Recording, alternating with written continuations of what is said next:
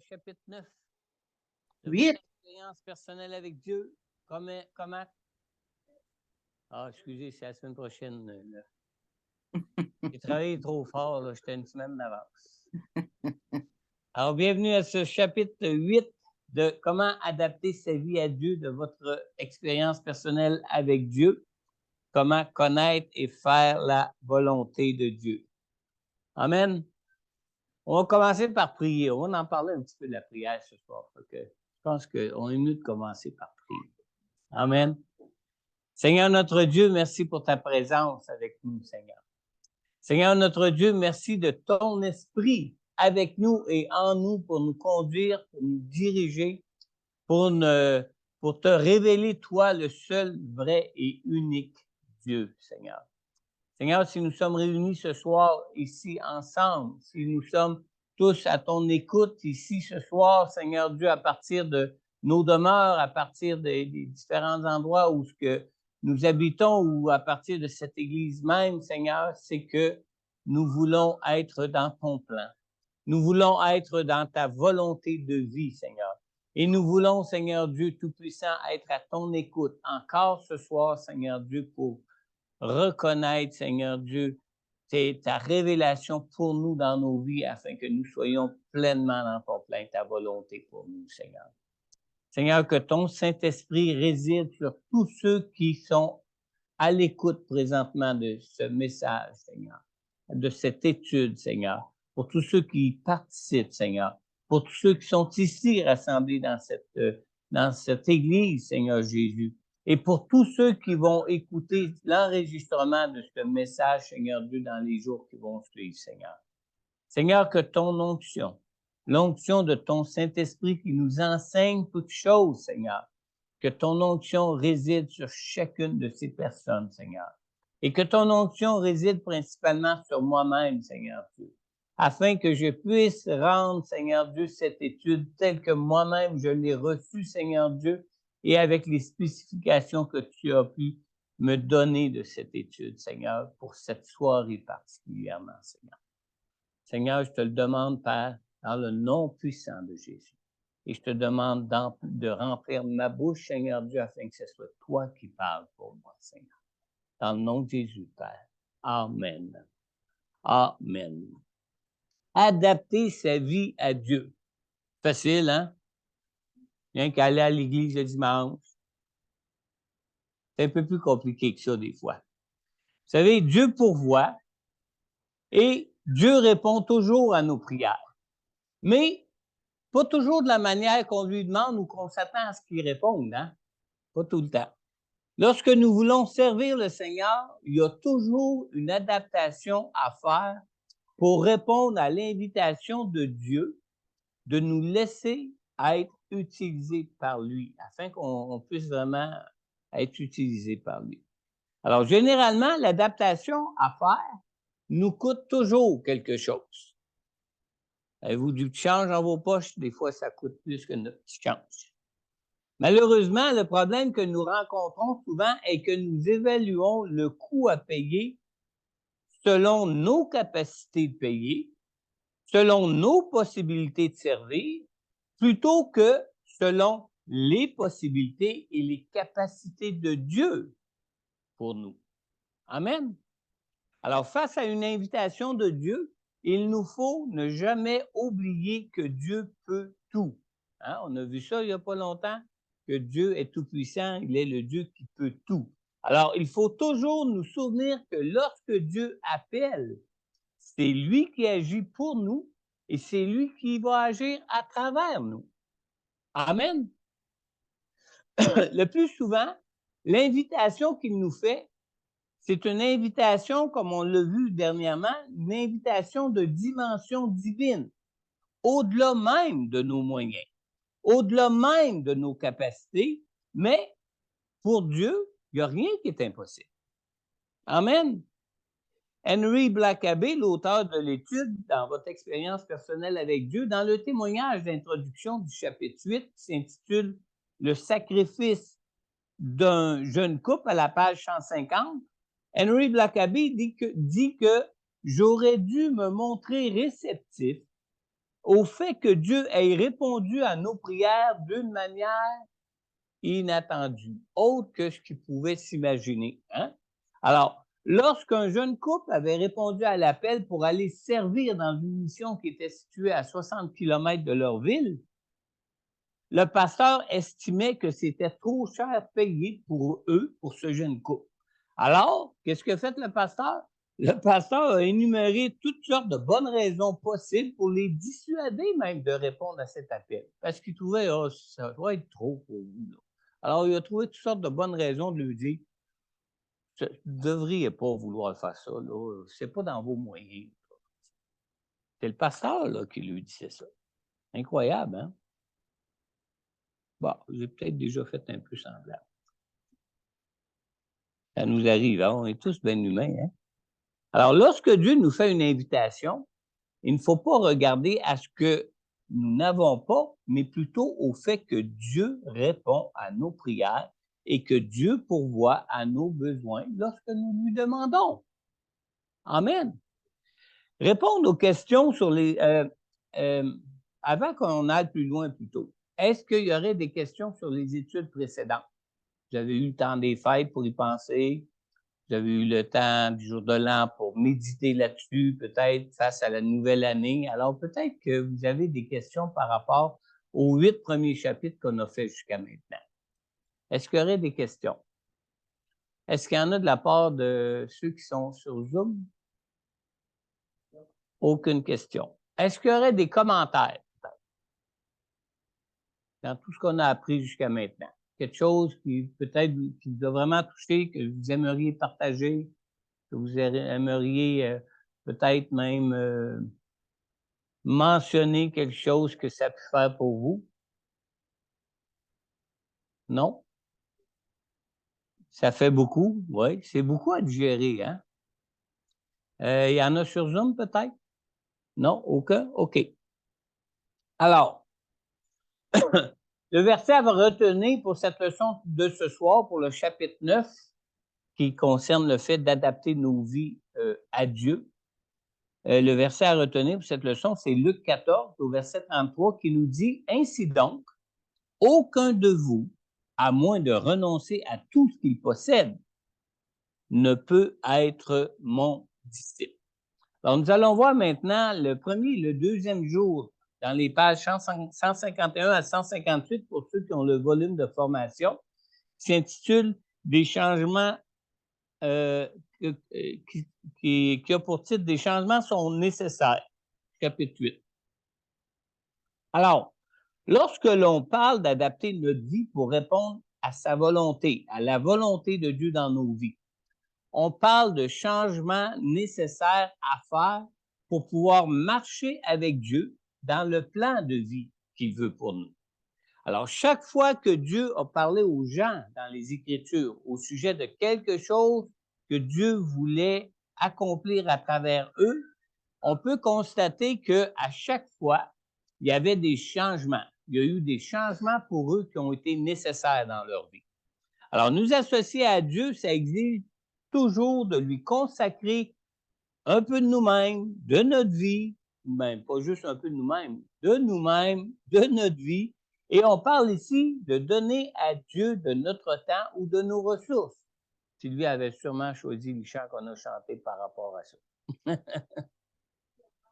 Ah, tu l'as choisi avant de faire la leçon. Ah bon, ben, le Saint-Esprit conduit toutes choses, hein?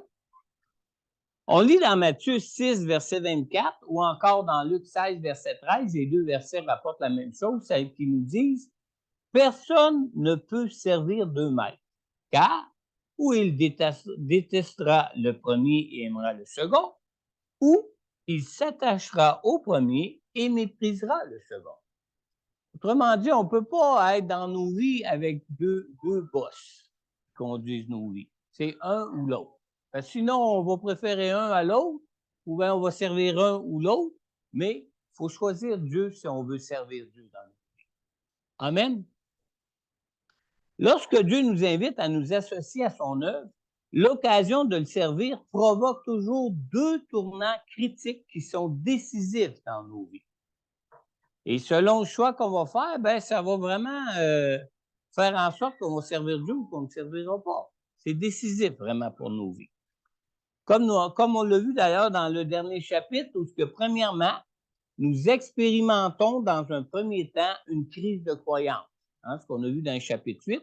Alors, nous avons vu que dans un premier temps, nous devons croire que Dieu est bien celui qu'il prétend être et croire qu'il accomplira ce qu'il nous promet de faire.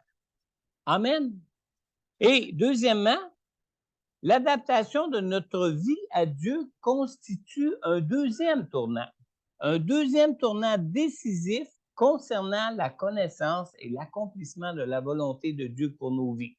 Alors, si vous avez la foi dans votre première décision, que vous croyez vraiment que Dieu est celui qui dit qu'il est et qui va faire ce qu'il dit qu'il fait, si vous avez cette foi-là, vous avez par la suite à choisir d'opérer les changements qui seront nécessaires pour pouvoir passer à l'action. Ça devient une autre décision décisive, n'est-ce pas? Alors, une fois que nous sommes arrivés à croire Dieu, nous prouvons notre foi. Comment? Par ce que nous faisons. Alors, si on a vraiment la foi, ben, on va passer à l'action à ce moment-là. Comme nous l'avons vu même dans le schéma des 7 vérités qu'on trouve dans l'annexe A, page 267, dans le volume de formation. Alors, on a vu dans la dernière leçon la 5e vérité qui dit que l'invitation de Dieu pour œuvrer à ses côtés nous conduit toujours à une crise de croyance qui exige foi et action. Amen.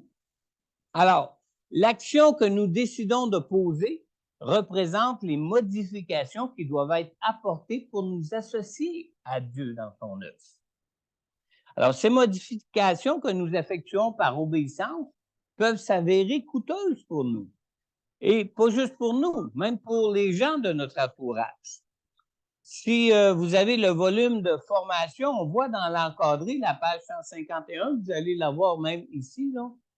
On voit dans l'encadré qu'on parle que quand on a la foi, on va passer à l'action. Et qu'est-ce que l'action représente? L'action, c'est vraiment l'adaptation dans nos vies pour agir en fonction de ce que nous croyons, qui est faite par notre obéissance à Dieu à ce moment-là. Amen. Alors, on ne peut pas poursuivre notre vie comme auparavant ou en rester au point où nous sommes et nous joindre à Dieu en même temps. Ça se fait pas, là. Hein? C'est comme si je dirais, je m'en vais à Québec, puis je reste assis chez nous dans la maison. Je ne me rendrai jamais à Québec. Hein?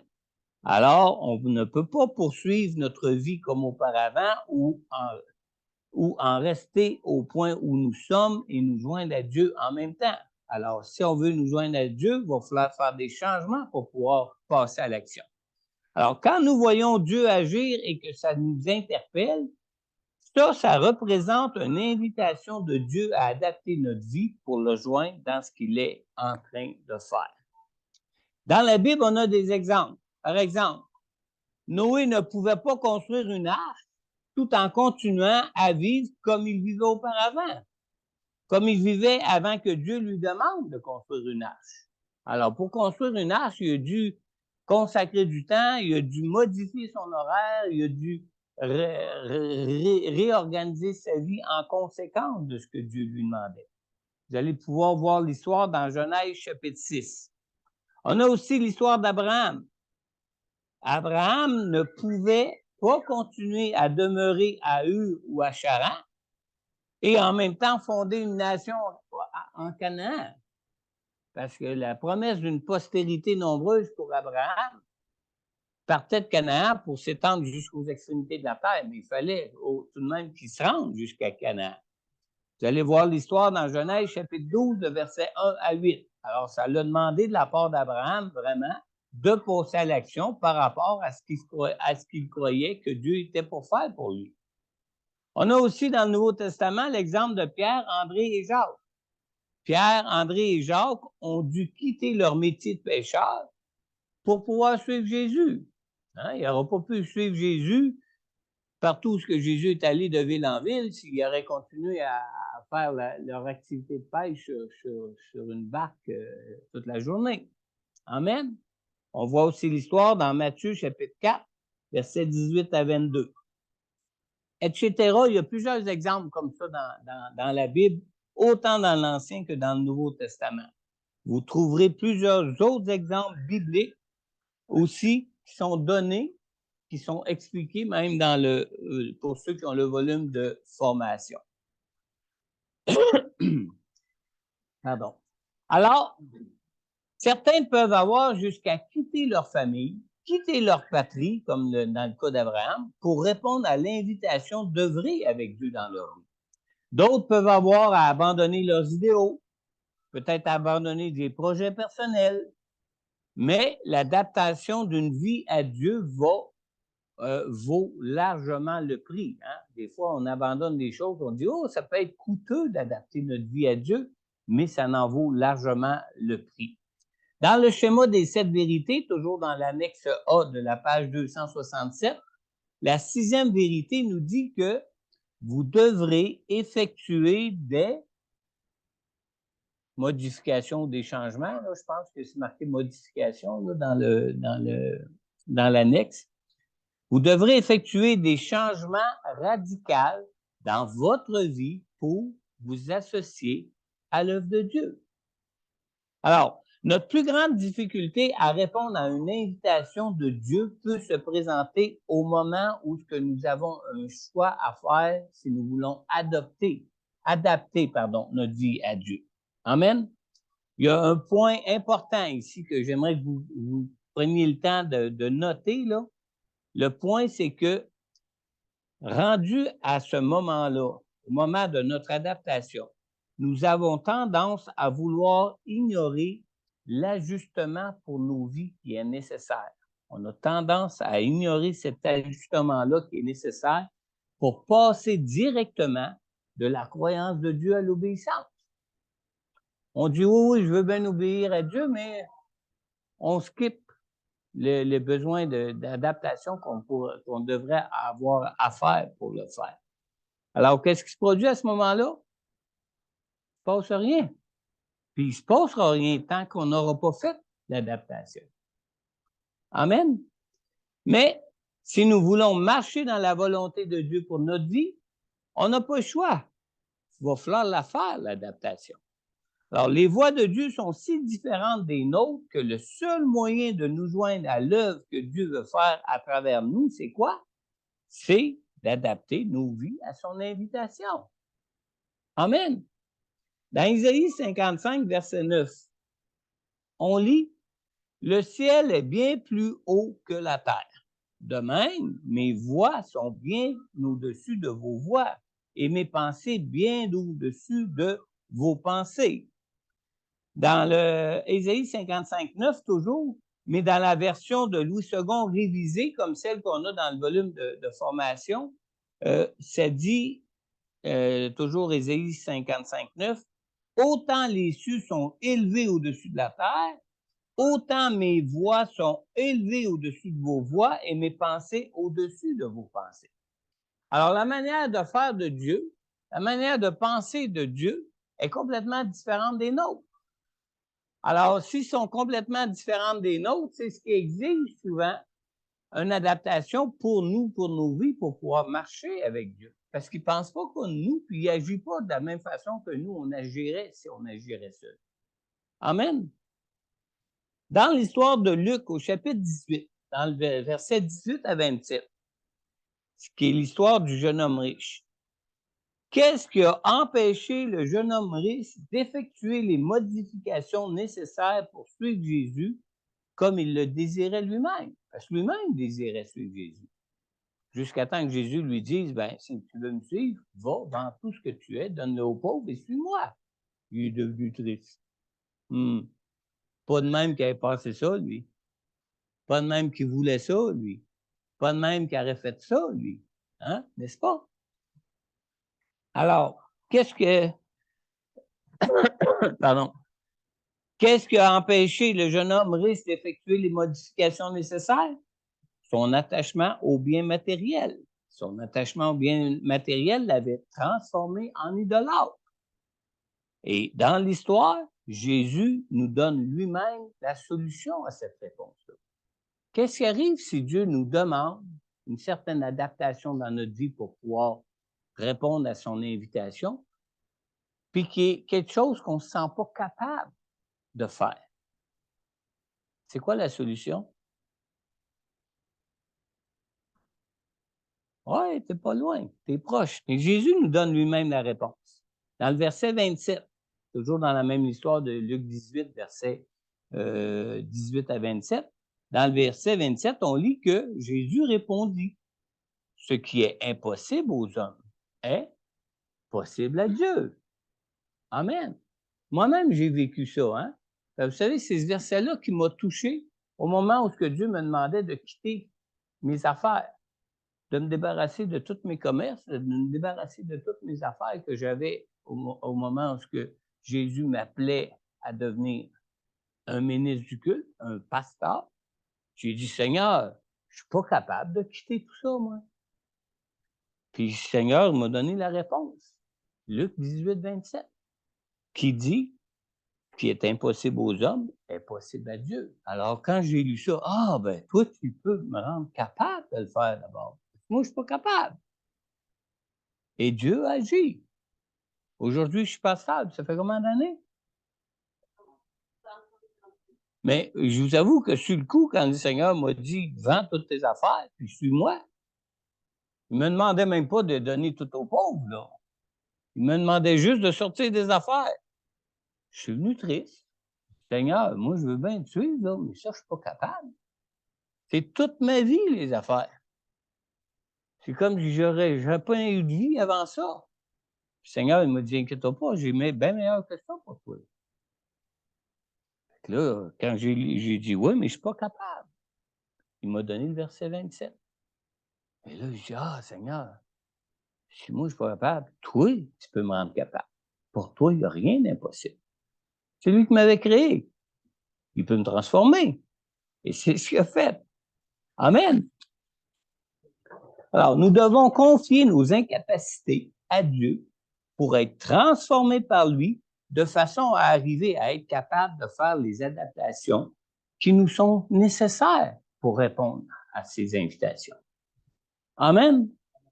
Maintenant, les choses que Dieu est susceptible de nous demander pour le joindre dans son œuvre, ça, on ne peut pas dire, il peut me demander ci, ou peux-tu me demander ça, ou etc. Même si vous diriez, pasteur, qu'est-ce que Dieu pourrait me demander? Moi, vous dire, je le sais-tu, moi.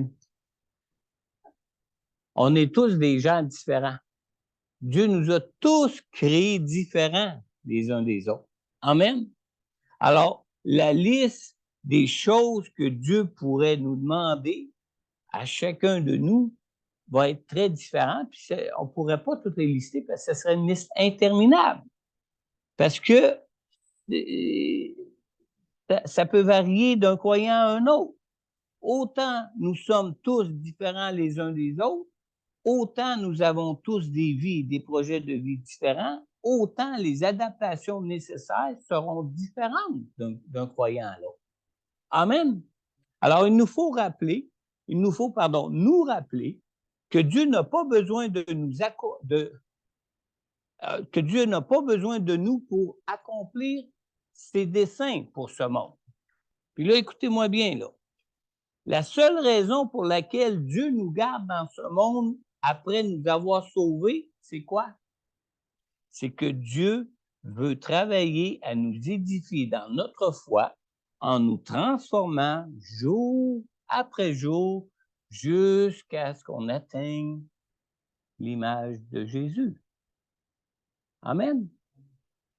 Vous saisissez, là, vous me suivez jusque-là? Vous savez qu'en tant qu'homme, Jésus s'est lui-même parfaitement soumis à Dieu pour arriver à connaître la puissance de la résurrection de Dieu pour sa vie.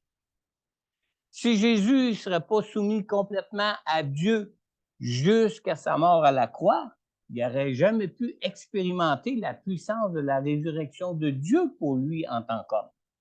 Il connaissait la puissance de Dieu. Il était lui-même Dieu incarné.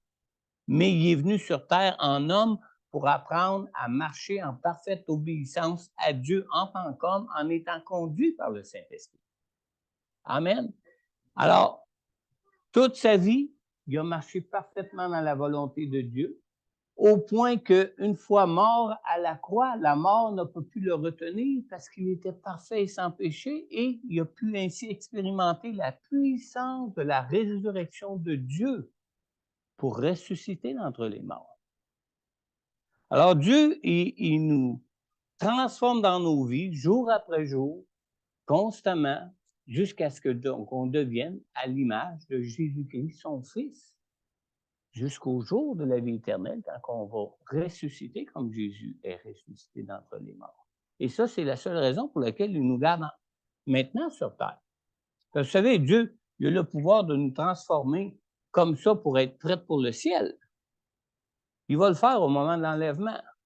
Pour tous ceux qui vont être encore vivants sur terre, qui vont être enlevés en un instant, en un clin d'œil, ils vont être transformés au moment de leur enlèvement vers le ciel, à l'instant même, pour être à l'image de Jésus-Christ qui est déjà dans le ciel. Amen. Alors, de même pour nous, Dieu travaille pour nous rendre capables d'une pleine dépendance à lui dans nos vies, comme Jésus a marché dans une pleine dépendance à Dieu. Alors, Dieu veut notre soumission absolue, tout comme Jésus s'est lui-même parfaitement soumis à Dieu dans sa vie ici-bas. Alors, tout ce qui n'est pas totalement abandonné à Dieu dans nos vies peut devenir un sujet d'adaptation pour nous. Amen. Quelque chose que nous devrons avoir à abandonner pour le suivre. Quelque chose que nous devrons avoir à abandonner pour marcher dans cette transformation-là pour devenir de plus en plus dépendant à Dieu, comme Jésus a été dépendant à Dieu. Amen. Ça peut être dans des domaines de notre vie tels que notre travail, notre maison, nos finances. Ça peut être dans nos relations familiales, dans nos relations de travail et même dans nos relations d'église avec nos frères et sœurs dans l'église, etc., dans toutes sortes de relations. Ça peut être aussi dans nos façons de penser, nos préjugés, nos manières de faire les choses, nos traditions, etc. Ça peut être toutes des choses que Dieu peut nous demander de lui abandonner pour nous transformer puis pour nous utiliser à ce moment-là dans nos vies ici-bas. Ça peut être dans nos engagements même face à nos familles, face à notre église locale, face à notre travail, face à nos projets personnels, face à nos traditions même. Dieu peut nous dire, « Ah, viens donc me joindre dans ça. » « Ouais, mais Seigneur, j'ai un party de famille, là. » « Ah! » Comprenez, hein? Ça peut être dans toutes ces choses-là. Ça peut être dans nos actions concernant notre façon de prier. Ça peut être dans nos actions concernant de donner ou de servir. Amen. Des questions jusque-là? C'est clair? On va plus loin? On en a encore, vous savez, 3-4 pages.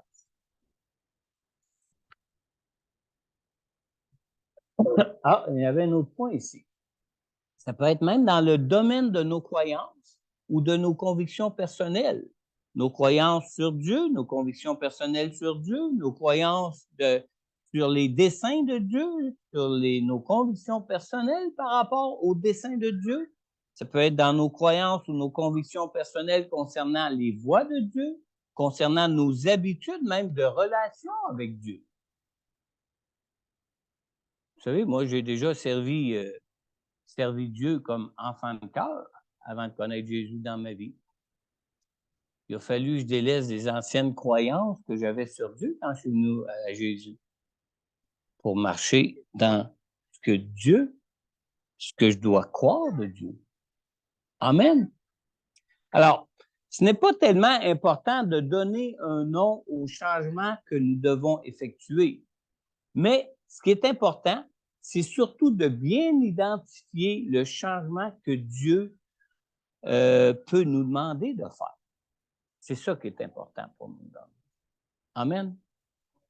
Quand le Seigneur m'a demandé de fermer un de nos commerces au lieu de le vendre, ben, il fallait que ma moitié soit d'accord avec moi. Hein? On était deux qui faisaient un en affaires, finalement. Quand j'ai dit, je pense que Dieu nous demande qu'on ferme le club vidéo, elle m'a regardé avec la tête penchée, les yeux relevés dans le plafond même. T'es-tu devenu fou? J'ai dit, peut-être, là, mais j'ai dit, mais ça se peut que Dieu nous demande ça. On a mis ça de côté. Pourquoi je dis ça, là?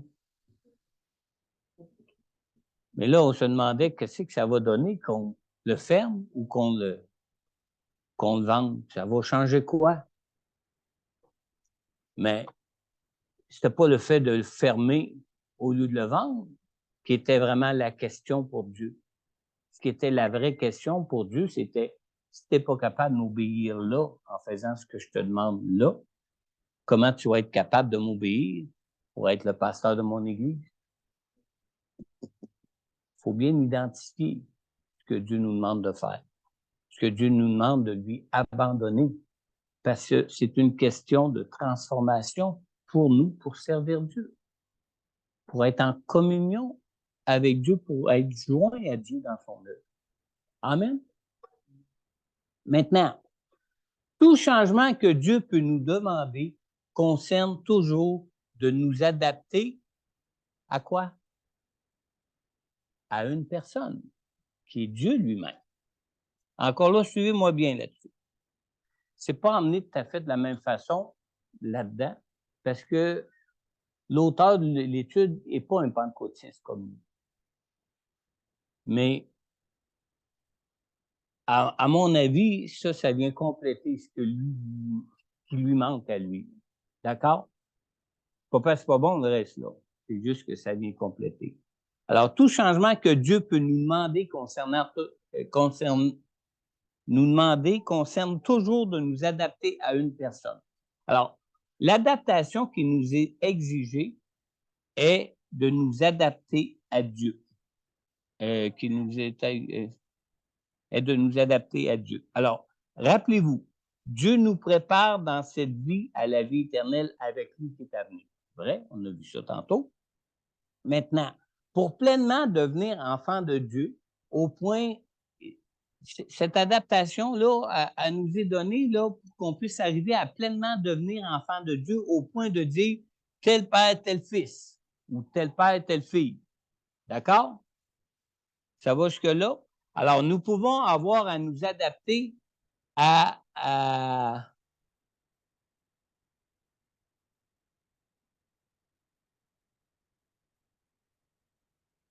je ne sais pas ce que j'ai marqué ici. Là. J'ai peut-être écrit mes notes trop vite et je n'ai pas eu le temps de les réviser. Nous pouvons avoir à nous adapter à plus aspects de la personne de Dieu. À plusieurs aspects de la personne de Dieu, exactement. Ouais. Nous pouvons avoir à ce moment-là à nous adapter à plusieurs aspects de la personne de Dieu. On dirait que c'est toi qui avais écrit les notes. Maintenant, pour nous adapter à Dieu, la première personne à qui nous devons nous adapter, c'est à plusieurs personnes de la personne de plusieurs aspects. Ouais, c'est ça. Alors, nous devons d'abord nous adapter à Jésus. Alors, nous adapter à la personne de Jésus, c'est nous adapter à quoi? À la vérité de Dieu. Hein? La vérité a été faite chair, alors la vérité, c'est une personne de Dieu, c'est Jésus. D'accord? Vous me suivez là-dessus, là? Alors, Jésus est la parole de Dieu qui est venue en personne nous révéler Dieu qui est dans les cieux et on a à nous adapter à la vérité de Dieu qui est une personne. Mais nous devons aussi nous adapter à la personne du Saint-Esprit. Nous adapter à la personne du Saint-Esprit, c'est nous adapter aussi à la personne de Dieu. Parce que le Saint-Esprit, c'est une personne de Dieu. D'accord? Alors, la personne de Dieu nous dit que Dieu est esprit et que pour l'adorer, nous devons l'adorer en esprit et en vérité. Amen. Alors, autant on a besoin de nous adapter à Jésus qui est la vérité de Dieu, d'adapter nos vies, vivre selon la vérité, autant nous avons besoin de nous adapter à la personne du Saint-Esprit de Dieu pour à être conduit par Dieu, à être dirigé par Dieu dans nos vies, parce que Dieu est esprit. Alors, si on ne s'habitue pas à être conduit par le Saint-Esprit, si on ne s'adapte pas à être dirigé par le Saint-Esprit dans nos vies, comment est-ce qu'on va faire pour vivre éternellement avec Dieu? Dieu est esprit. Vous me suivez jusque-là? Alors, nous adapter à la personne du Saint-Esprit signifie donc de marcher par l'Esprit de Dieu dans nos vies et non selon nos sens naturels. Fait qu'on n'a pas juste à s'adapter à la vérité de la parole de Dieu, mais même au Saint-Esprit de Dieu pour reconnaître quand le Saint-Esprit nous parle, puis pour être en communion avec le Saint-Esprit de Dieu, comme quand on est en communion avec Jésus quand on lit la parole de Dieu.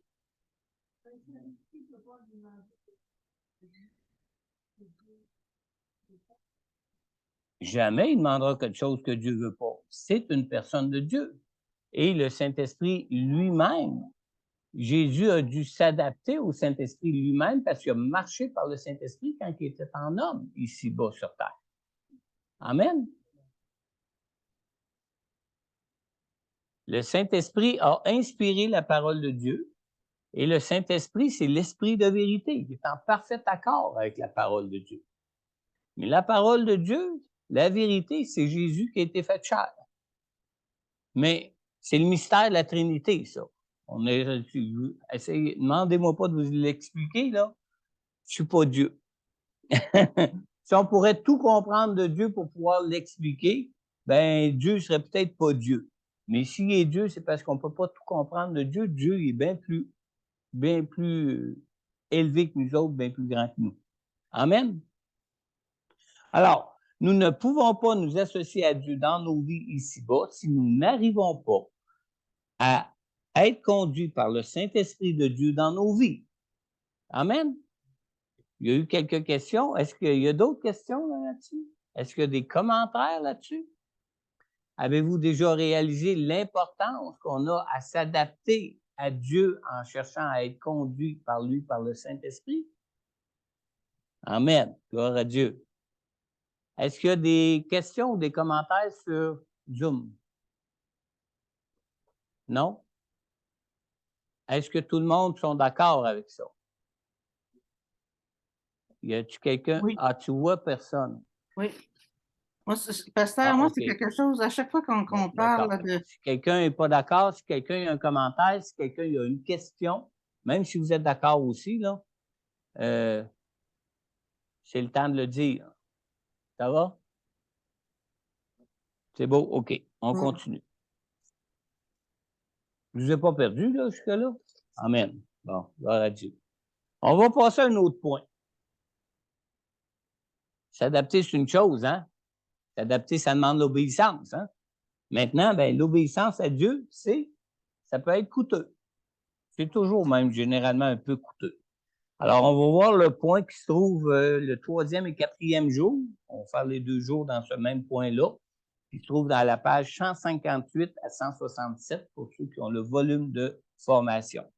Alors, pour faire la volonté de Dieu, nous devons nécessairement adapter notre vie à Dieu. Nous devons adapter notre vie à ses desseins, nous devons adapter notre vie à ses voies, et ça de façon nécessaire pour adapter notre vie à Dieu, à ses desseins et à ses voies.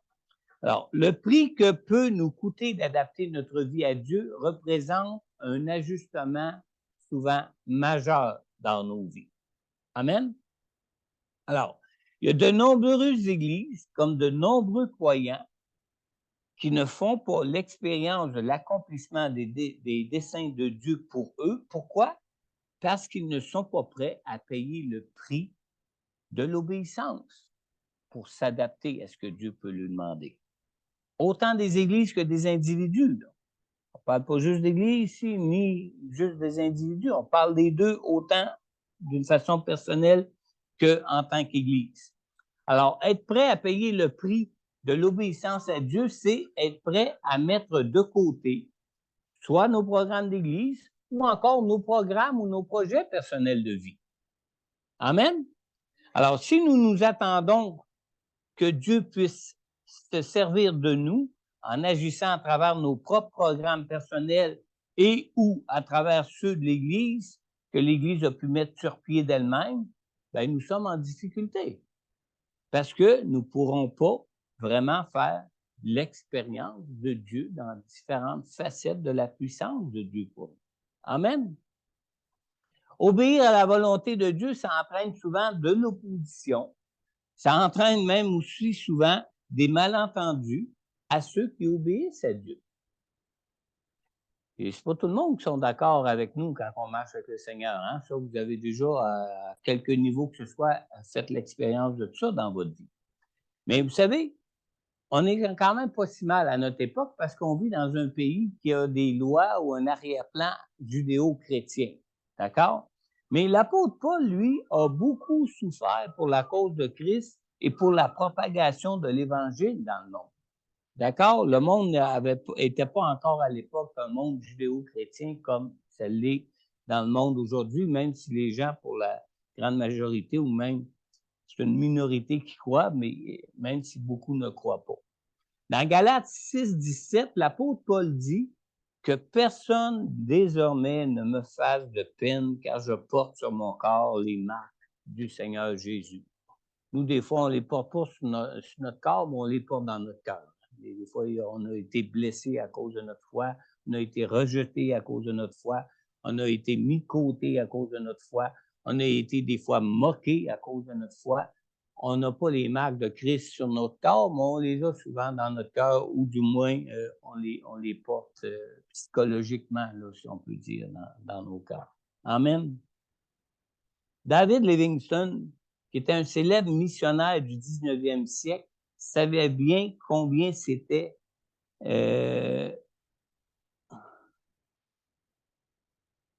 combien son engagement à suivre Christ pouvait lui être coûteux. Et on trouve sa prière dans l'encadré de la page 161, je l'ai mis ici, là, qui dit « Seigneur, envoie-moi où tu veux, seulement viens avec moi. Donne-moi n'importe quel fardeau, seulement soutiens-moi. Brise tous les liens, sauf celui qui me rattache à toi. » Amen. Alors, on peut voir qu'à un moment donné, marcher dans l'obéissance à Dieu pour le plan de vie qu'il peut avoir dans nos vies, ça peut vraiment être coûteux. Mais quel que soit le prix, comme on a dit tantôt, là, ça en vaut, le prix en vaut la chandelle, comment est-ce qu'on dit ça? Le coût en vaut la chandelle? Oui, exactement. Le prix de l'obéissance peut aussi être coûteux à ceux qui nous entourent, pas seulement qu'à nous. Alors, l'un des ajustements les plus éprouvants pour répondre à l'invitation du Seigneur à le joindre dans son œuvre, c'est de décider d'obéir même quand l'obéissance s'avère coûteuse aux autres de notre entourage. Vous savez, quand Moïse a obéi à Dieu, le travail des Israélites a été rendu cruellement plus difficile par le Pharaon pour les Israélites. Même qu'à un moment donné, ils ne voulaient même plus écouter Moïse. Là. Pourtant, Moïse agissait pour eux, justement. Alors, du fait que Moïse a obéi à Dieu, bien, ça a rendu la vie plus difficile pour ceux de son entourage, plus coûteuse, pas juste pour lui, mais pour ceux aussi de son entourage, qui étaient les Israélites. Alors, les Israélites ont eu un prix à payer qui était élevé parce que Moïse obéissait à la volonté de Dieu. Aussi, quand le Seigneur Jésus a obéi au plan de Dieu pour sa vie, en mourant sur la croix, sa mère Marie a souffert l'agonie de voir son fils être cruellement crucifié. Amen. Alors, ça n'était pas difficile puis coûteux juste pour Jésus, mais même pour sa mère et même pour les apôtres qui étaient ses proches de lui, etc., où ces apôtres ont même fui devant ce qui arrivait à Jésus, tellement que c'était trop difficile pour eux, trop coûteux pour eux. Alors, l'obéissance de Jésus a brisé le cœur de Marie qui était sa mère, et a fait fuir même ses disciples. Quand on répond à une invitation de Dieu à nous joindre à lui dans son œuvre, bien, cela peut nous coûter plus même, quelquefois, qu'à ceux qui nous entourent qu'à nous-mêmes.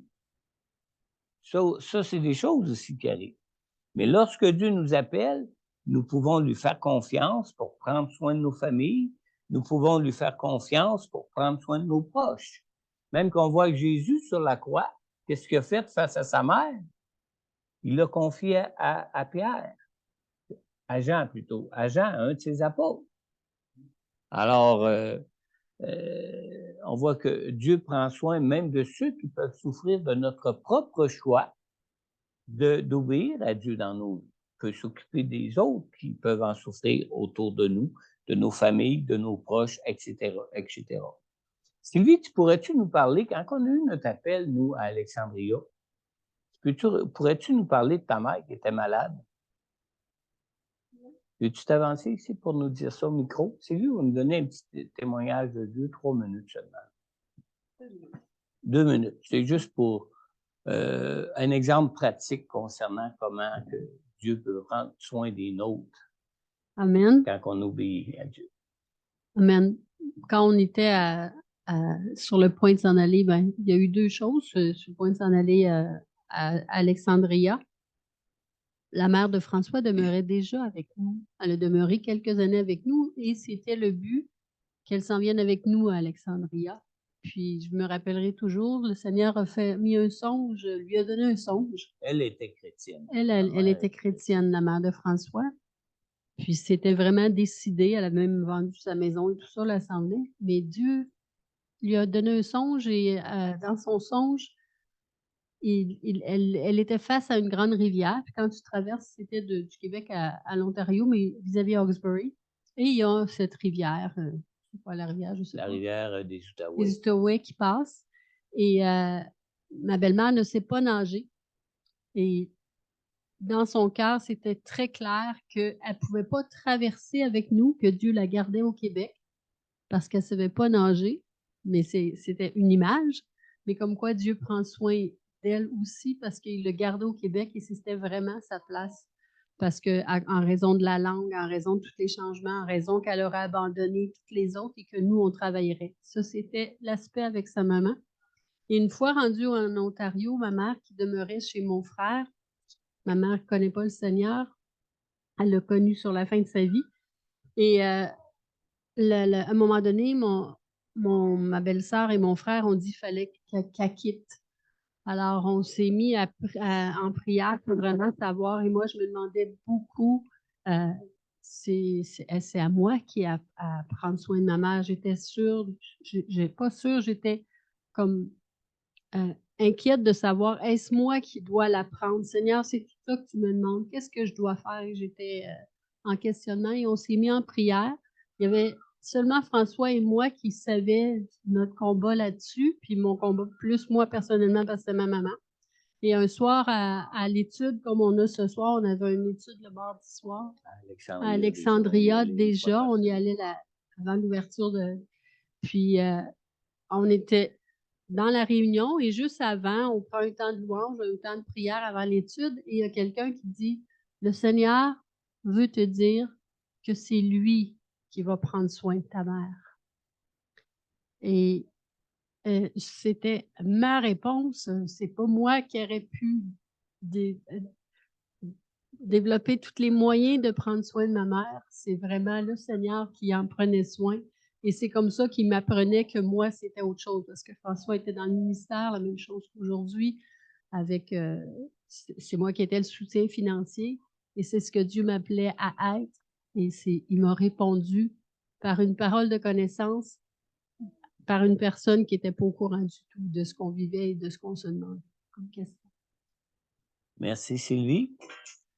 Alors, c'est juste pour démontrer que lorsque Dieu nous appelle, nous pouvons lui faire confiance pour prendre soin de nos familles et prendre soin de nos proches.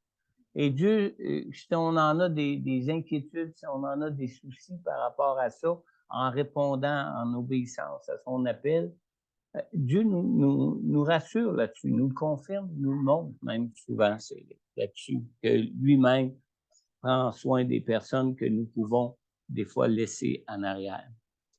Maintenant, l'obéissance à Dieu exige une dépendance totale à Dieu. On va faire le point du 5e jour, le 5e jour, chapitre 8, la page 167 à 173. Alors, obéir à Dieu pour qu'il œuvre à travers nous, obéir à Dieu, ça exige que nous soyons dans une dépendance totale à Dieu. Nous devons arriver à dépendre totalement de Dieu pour que Dieu puisse accomplir ce qu'il désire faire à travers nous. Si on n'arrive pas à dépendre de Dieu, c'est pas Dieu qui va pouvoir agir à travers nous. On va se laisser animer par toutes sortes de choses pour essayer de faire ce que Dieu nous demande, mais ce ne sera pas Dieu qui va agir à travers nous. Alors, nous devons arriver à dépendre totalement de Dieu pour que lui puisse accomplir ce qu'il désire faire à travers nous. On lit dans Jean chapitre 15, dans le verset 5, Jésus nous dit « Je suis le cep, vous êtes les sarments. Celui qui demeure en moi et en qui je demeure porte beaucoup de fruits, car sans moi, vous ne pouvez rien faire. » Alors, quand nous travaillons à servir le Seigneur, nous devons maintenir notre relation d'intimité avec Dieu. Notre communion avec Dieu doit être maintenue. Et nous garder dans une communion personnelle avec Dieu nous permet de dépendre uniquement de Dieu. Nous garder en relation avec le Seigneur par le Saint-Esprit nous assure même qu'aucune place n'est laissée à qui que ce soit d'autre qu'à Dieu pour agir à travers nous. On lit dans 1 Corinthiens 15 au verset 10, l'apôtre Paul dit ici, « Par la grâce de Dieu, je suis ce que je suis, et sa grâce envers moi n'a pas été sans résultat. » Et il dit, « Au contraire, j'ai travaillé plus que tous, non pas moi toutefois, mais qu'est-ce que travaillé? La grâce de Dieu qui était avec lui, la grâce de Dieu qui est en moi, dit Paul. » Maintenant, cette communion avec Dieu nous permet de ne pas nous reposer sur nos attitudes, nos propres attitudes à nous. Ça ne nous permet pas de nous reposer non plus ni sur nos talents, ni sur nos projets ou sur ce que nous pourrions aimer ou ce que nous n'aimons pas. Alors, si on est dans une pleine communion avec Dieu, une pleine dépendance à Dieu, on va être à l'écoute de Dieu, on va être à l'attention de Dieu pour qu'au moment où on agit pour lui, que ce soit lui qui nous conduise et non pas qu'on se conduise nous-mêmes dans ce qu'on veut faire pour servir Dieu. Alors maintenant, cette communion nous amène à développer une sensibilité à Dieu. Et cette communion, quand on se garde en intimité avec Dieu, oui.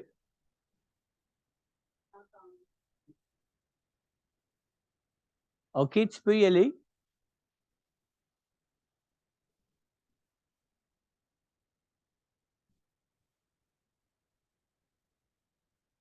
Tu peux parler, Lucille, on t'entend. Je m'excuse, je ne savais pas que vous me parliez à moi. C'est que tantôt, quand vous parliez de marcher par l'esprit, à chaque fois que je tombe sur ce verset-là ou des versets là, qui s'y réfèrent, ça me prend toujours toute ma concentration pour me remémorer, puis pour bien comprendre, prendre le temps de réfléchir à ce que ça veut dire être marché par l'esprit, etc. Ne pas. Si je comprends bien c'est cette pensée-là de la Bible, ça veut dire, entre autres, quand on pratique, je pense que c'est une partie du verset, une partie de la signification. Quand on pratique le fruit de l'esprit, on marche par l'esprit. Puis une Non, autre c'est pas partie. la même chose, ça, Lucille. Mais est-ce que ça fait pas partie? Produire le fruit de l'esprit, là, c'est l'Esprit de Dieu qui travaille en nous pour produire le fruit de l'esprit en nous. Marcher par l'esprit, c'est être à l'écoute de Dieu pour nous laisser être dirigés dans ce qu'on va dire, dirigés dans ce qu'on va faire par l'Esprit de Dieu qui est là en nous pour remplir notre bouche au moment qu'on parle, puis pour agir ou nous conduire dans nos agissements au moment où on agit. OK. Puis pour être conduit par l'esprit, ben c'est notre relation avec Dieu qui va faire qu'on va se laisser conduire par l'esprit. C'est plus qu'une relation avec Dieu. C'est d'avoir vraiment d'être comme sanctifié, consacré à Dieu et être bien conscient que Dieu est là au moment où ce qu'on agit pour lui. pour être conduit, être dirigé par lui. Il nous vient des images dans notre esprit Oui. qui nous montrent quoi dire, quoi faire. Il nous vient des pensées en nous qu'on reconnaît comme n'étant pas nos pensées pour dire ce que, à travers ces pensées-là, ce que Dieu veut dire à travers nous. Mais ça va être dit avec nos mots, puis ça va être dit avec nos mots, que ce soit une image qu'on ait reçue du Saint-Esprit ou que ce soit une pensée qu'on ait du Saint-Esprit, on va l'exprimer avec nos propres mots, puis on va le faire de la façon que Dieu sait d'avance comment qu'on va le faire en nous ayant donné une image ou une pensée en nous. Puis naturellement, il faut que ça soit en accord avec la Bible. Définitivement. Plus on est approfondi dans notre connaissance de la parole de Dieu, plus le Saint-Esprit peut nous utiliser pour agir et pour parler pour lui. OK. Mais ça, quand le Saint-Esprit nous utilise comme ça pour parler puis pour agir pour lui, Oui. Comment dire? Moi, j'ai l'impression que le Saint-Esprit m'utilise à certains moments donnés pour parler, puis etc., là, pour parler puis pour agir pour lui, mais on n'en a pas une conviction là, tangible ou quoi que ce soit. Là. C'est par l'Esprit encore, là. C'est par notre esprit. L'Esprit Saint communique à notre esprit. L'Esprit Saint, Ça, l'Esprit. c'est une question d'expérience puis d'adaptation à se laisser être conduit par le Saint-Esprit. Ça OK. vient pas automatiquement du moment qu'on est un nouveau chrétien, là, comme du moment qu'on est de nouveau. Un peu comme un enfant quand il vient au monde, là, il apprend à parler graduellement, puis il apprend à marcher graduellement, puis il se développe d'une façon graduelle. C'est la même chose en ce qui concerne le fait de nous adapter à être conduits par le Saint-Esprit. Amen. Et Dieu nous corrige dans tout ça, comme une Mm. maman va corriger son enfant quand il développe son langage, comme une maman va suivre son enfant dans son développement jusqu'à temps qu'il marche d'une façon autonome par lui-même. Mais même nous, quand on devient mature, si je peux dire d'une certaine manière, à être conduit par le Saint-Esprit, pour demeurer toujours dépendant du Saint-Esprit, parce qu'on demeure toujours des pécheurs. OK. Puis pour demeurer dépendant, L'opposé de marcher par l'Esprit, c'est de marcher selon la chair. amen, ouais, c'est C'est ça. de marcher selon ce qu'on voit, marcher selon ce qu'on entend de nos oreilles, marcher selon ce qu'on ressent. C'est nos 5 sens qui sont à l'œuvre plutôt que notre esprit en communion avec l'Esprit de Dieu. OK. Puis l'Esprit de Dieu, ben, c'est la parole de Dieu aussi, entre autres. L'Esprit de Dieu, c'est l'Esprit de la vérité. C'est lui qui a inspiré la parole de Dieu même, la parole de Jésus qui s'est fait chair.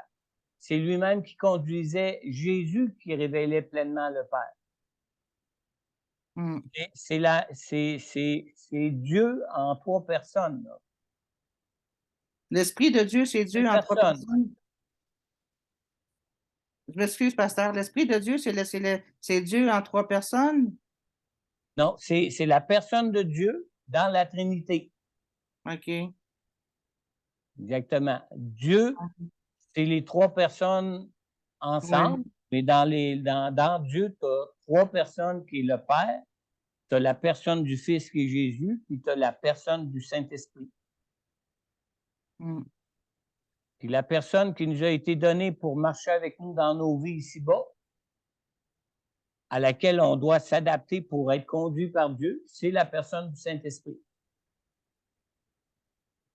OK, je réfléchis naturellement pendant que je vous écoute, là. Parce que la Donc, parole, c'est bien que tu réfléchisses, mais disons qu'on ne peut pas l'expliquer, là.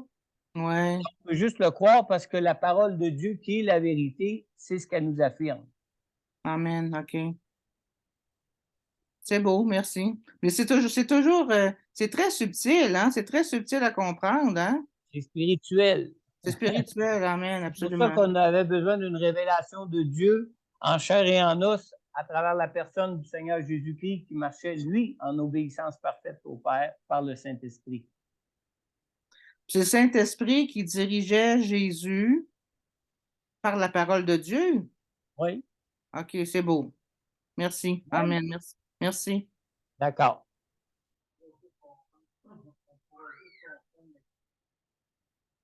Exactement. Parce que Dieu est plus grand que nous, hein? On ne peut pas tout comprendre. Est-ce que vous pourriez répéter ce que la personne en salle a dit, s'il vous plaît? Erwin qui est ici avec nous, il a dit on pourra juste comprendre la Trinité quand on va être au ciel avec Dieu. Amen. Exactement, parce que Dieu est plus grand que nous, puis dans nos limitations d'hommes, on ne peut pas le comprendre. On peut juste le croire, puis on a la capacité de le croire, puis le Saint-Esprit nous a donné justement pour nous convaincre de la vérité ou nous convaincre de l'inverse, du péché, de la justice et du jugement. Amen? Amen. Merci.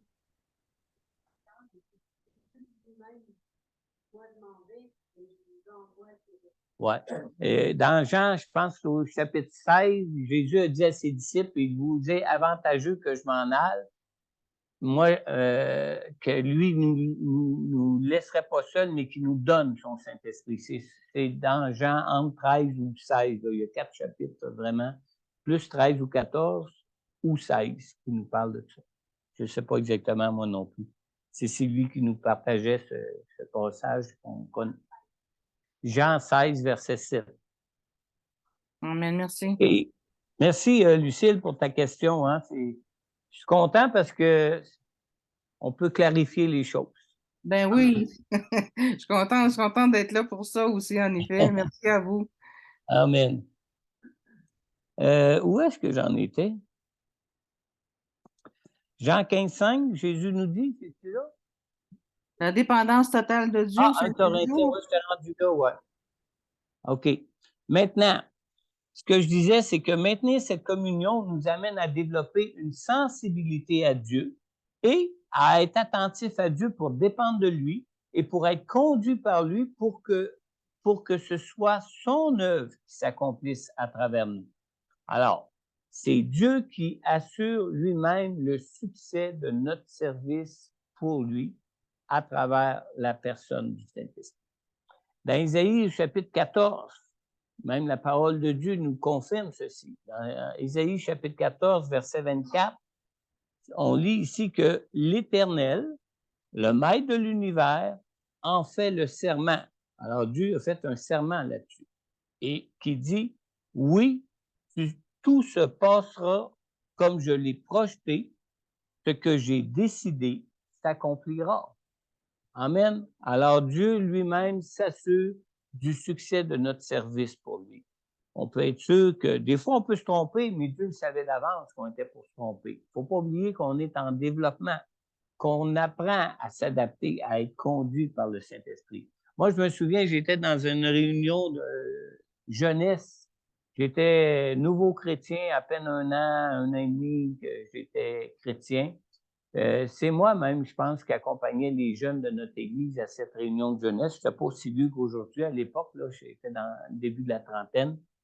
Et puis, durant le temps de louange et d'adoration, on était des groupes de jeunesse de différentes églises de Montréal, puis de la Rive-Nord de Montréal. On était au moins 150 jeunes, je pense, réunis ensemble dans cette retraite pour jeunesse. Puis, durant le temps de louange et d'adoration, Dieu me donne une parole. Le Saint-Esprit me donne une parole.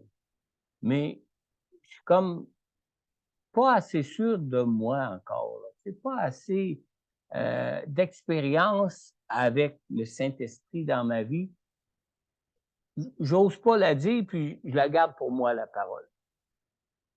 Un chant passe, tout juste un chant.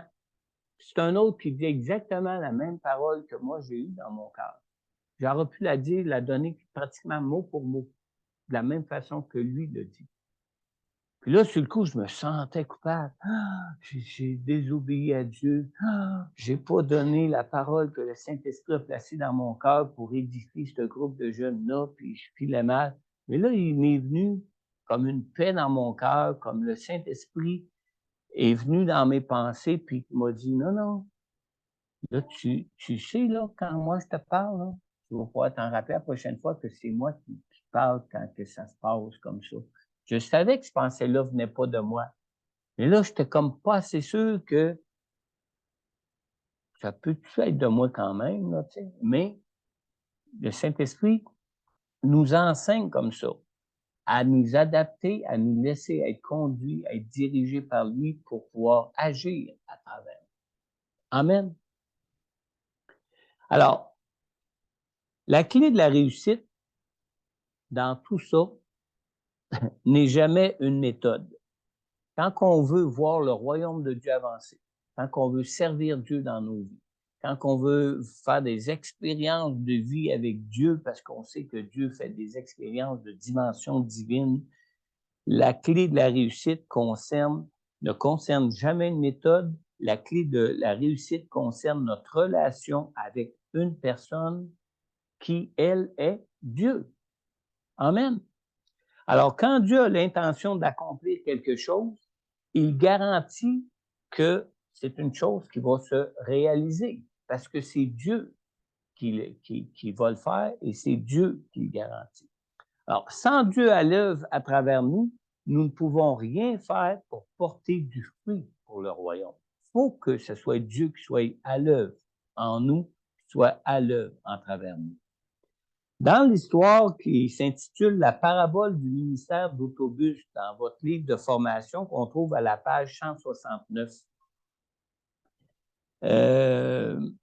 dans cette histoire où une église est devenue une très grande église après avoir acheté un autobus pour offrir des moyens de transport, un moyen de transport pour des gens de la communauté de se rendre à l'église comme Dieu leur demandait. Ils ont ressenti que Dieu leur demandait ça, d'acheter un autobus, de mettre sur pied un transport d'autobus pour des gens de la ville pour qu'ils puissent venir à l'église.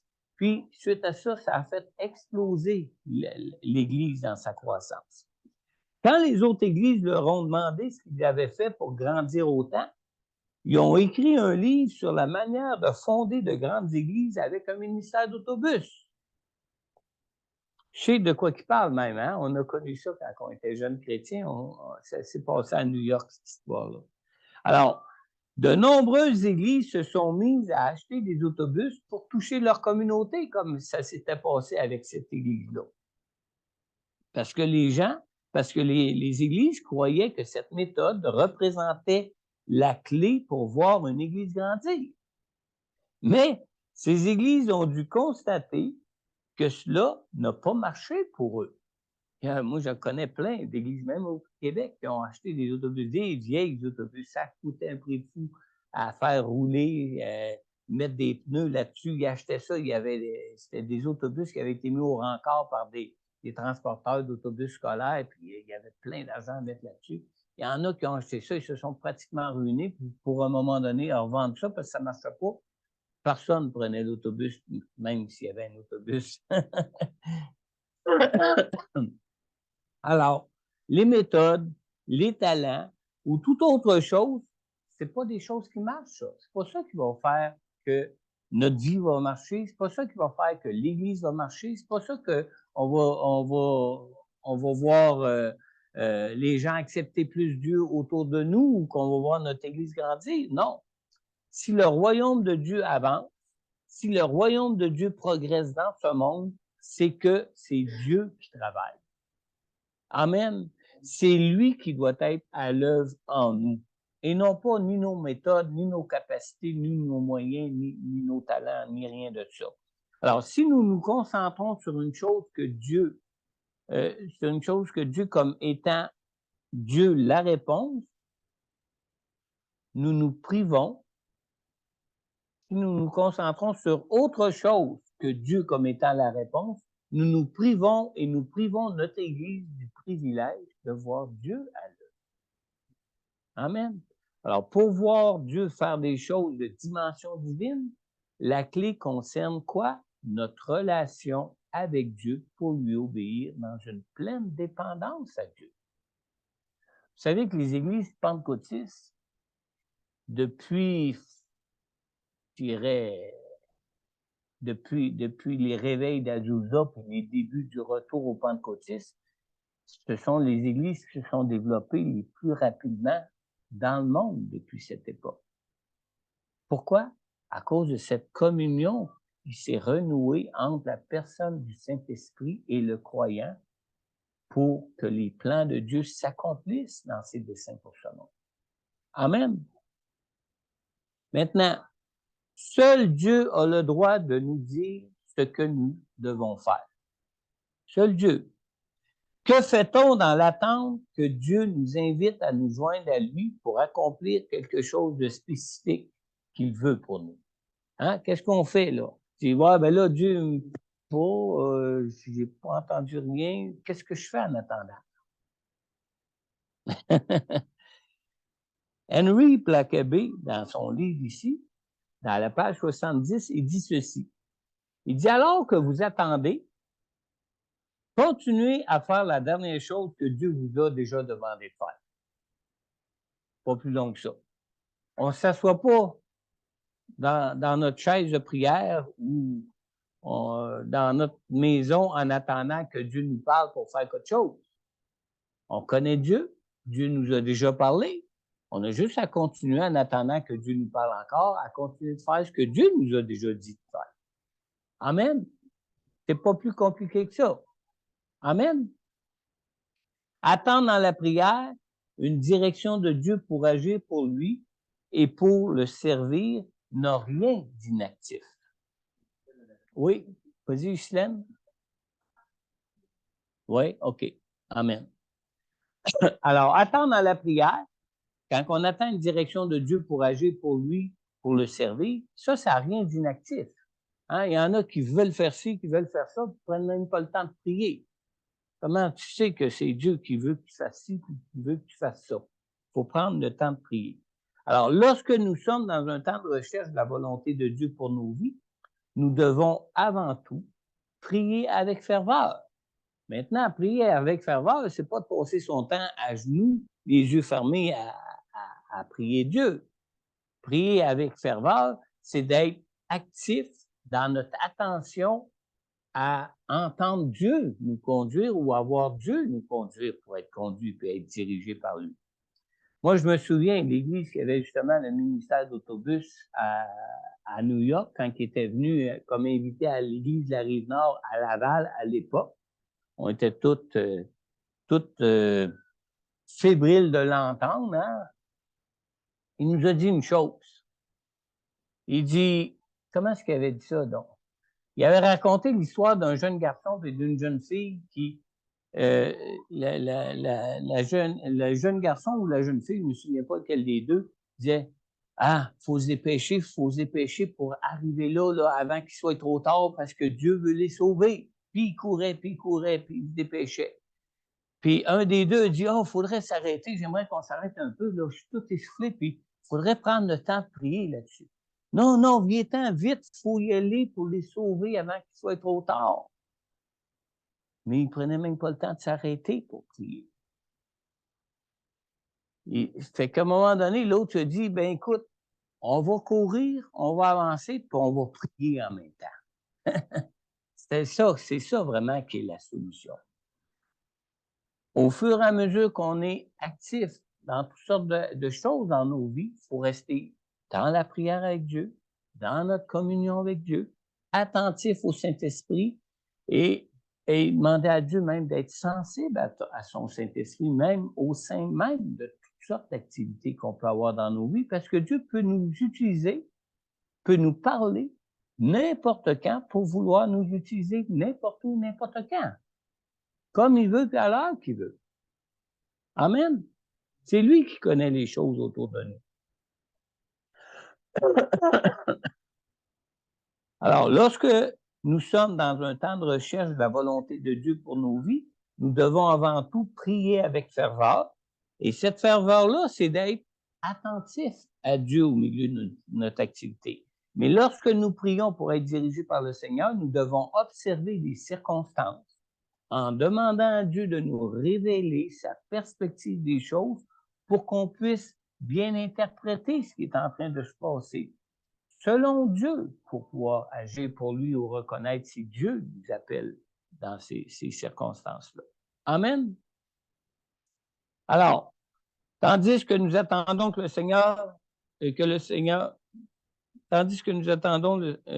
Seigneur nous parle, nous devons demeurer actifs en demandant, en cherchant, en frappant à la porte du Seigneur afin qu'il nous réponde. Comme on lit dans Matthieu 7,7 qui dit « Demandez et l'on vous donnera. Cherchez et vous trouverez. Frappez et l'on vous ouvrira. » Amen. Alors, en demeurant actif à prier Seigneur, vous transférez la responsabilité du résultat sur Dieu. Si vous demeurez actif à prier Seigneur, c'est plus votre responsabilité que Dieu vous réponde. C'est sa responsabilité à lui maintenant de nous répondre. Parce que prier, à ce moment-là, on se trouve à le faire. Alors, si vous accomplissez votre responsabilité de prier, la responsabilité des résultats se retrouve donc entre les mains de Dieu. C'est à lui seul que revient donc la tâche de répondre, car vous aurez accompli la vôtre, qui est celle de prier.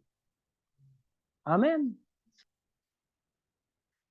Nous garder en relation avec le Seigneur par le Saint-Esprit nous assure qu'aucune place n'est laissée à qui que ce soit d'autre qu'à Dieu pour agir à travers nous. Dans 1 Corinthiens 15:10, l'apôtre Paul dit ici, j'ai lu ça tantôt, moi.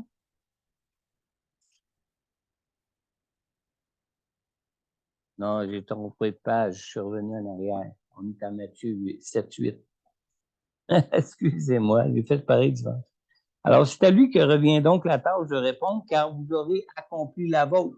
Même qu'on lit dans Matthieu 7:8, en effet, toute personne qui demande reçoit.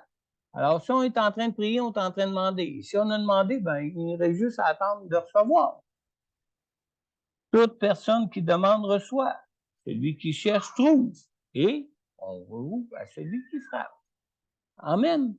Alors, pour être conduit et être dirigé par Dieu, la plus grande ressource inexploitée dans les églises comme dans la vie de la plupart des croyants, c'est quoi? C'est la prière. C'est la première chose qu'on doit faire. C'est la plus importante des choses qu'on doit faire. C'est souvent celle qu'on fait le moins. C'est souvent celle qu'on met moins en importance. Amen. Chaque Église et chaque chrétien ont besoin d'apprendre à prier de façon fervente pour être gardés dans le plan et la volonté de Dieu pour pouvoir porter du fruit pour lui, comme on a lu tantôt dans Jean 15:5. Même qu'on lit dans 1 Thessaloniciens 5, verset 17, ce verset nous dit, 3 petits mots, prier sans cesse. Qu'est-ce que ça veut dire sans cesse? Tout le temps.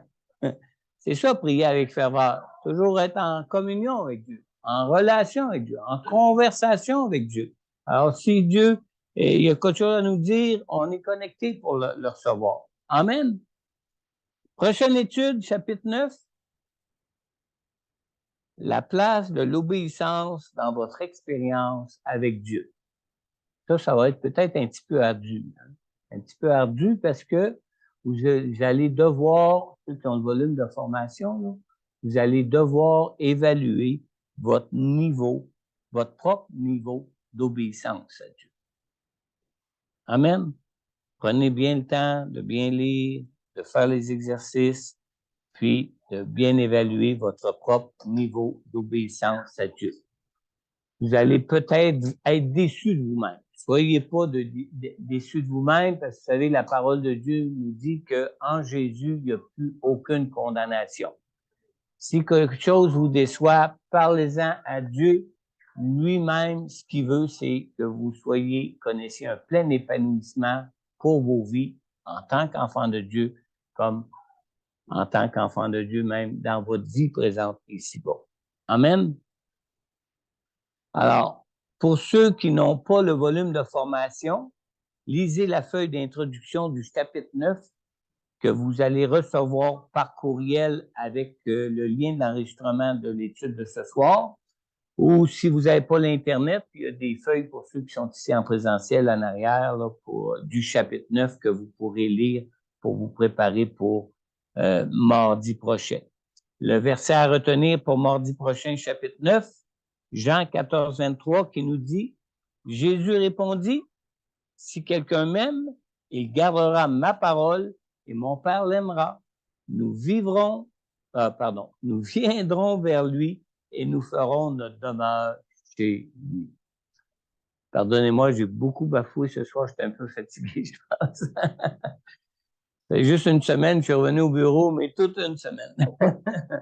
Mais gloire à Dieu, le Seigneur est présent dans tout ça, puis j'ai pu le voir agir, puis même peut-être trop.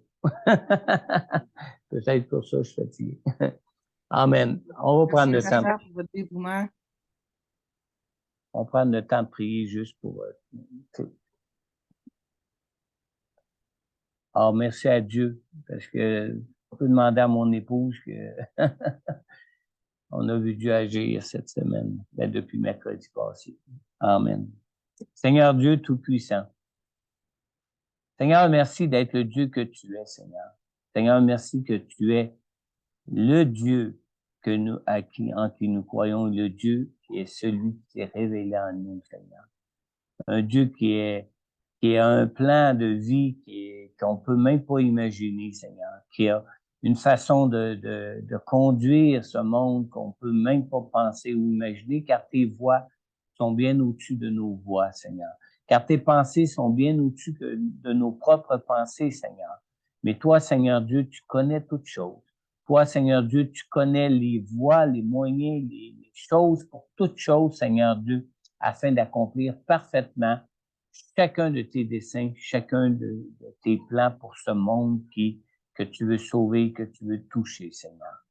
Seigneur Dieu, apprends-nous, Seigneur, à dépendre entièrement de toi. Apprends-nous, Seigneur Dieu, à marcher en obéissance à toi, Seigneur.